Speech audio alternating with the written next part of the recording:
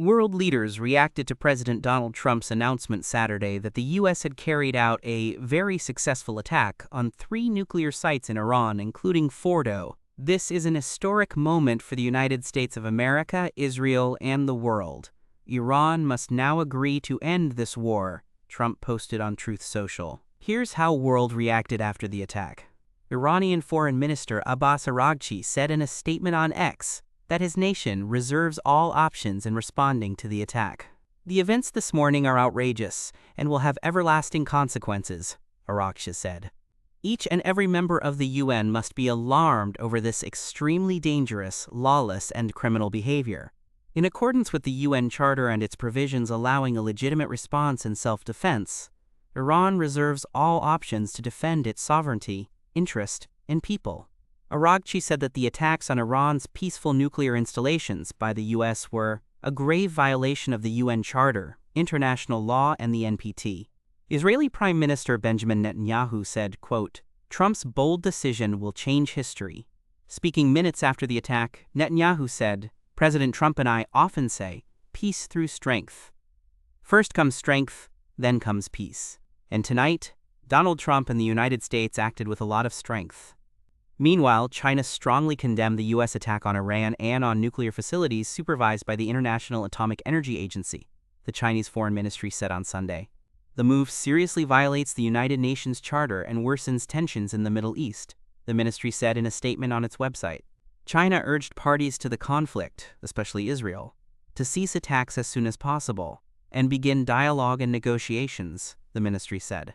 Elsewhere, United Nations Secretary-General Antonio Guterres warned that the U.S. strikes on Iran represent a dangerous escalation in an already volatile region, posing a serious threat to global peace and security.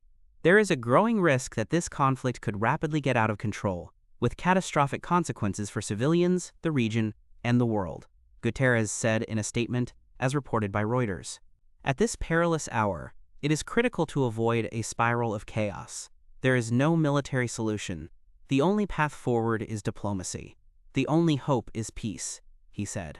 The European Union's chief diplomat Kaja Kallas urged all sides to step back, return to the negotiating table, and prevent further escalation, while stressing Iran must not be permitted to develop a nuclear weapon. EU foreign ministers will discuss developments in Iran on Monday, she said.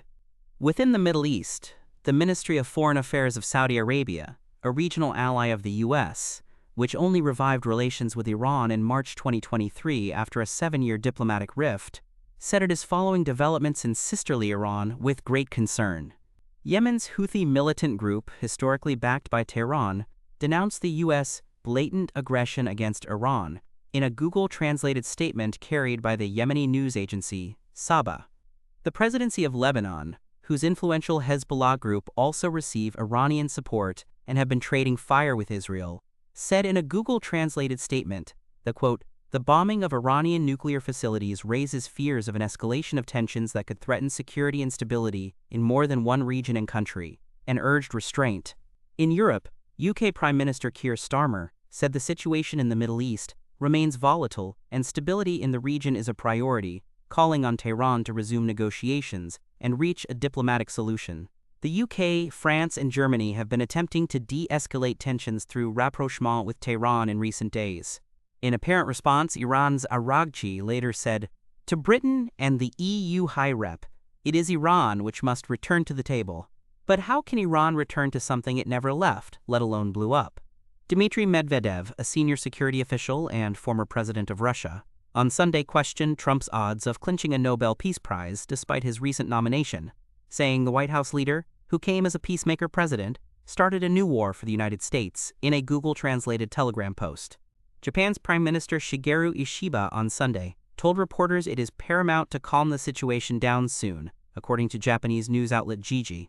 Iran's nuclear development must be blocked, he added, while falling short of endorsing the U.S. action and noting his government will fully discuss the development.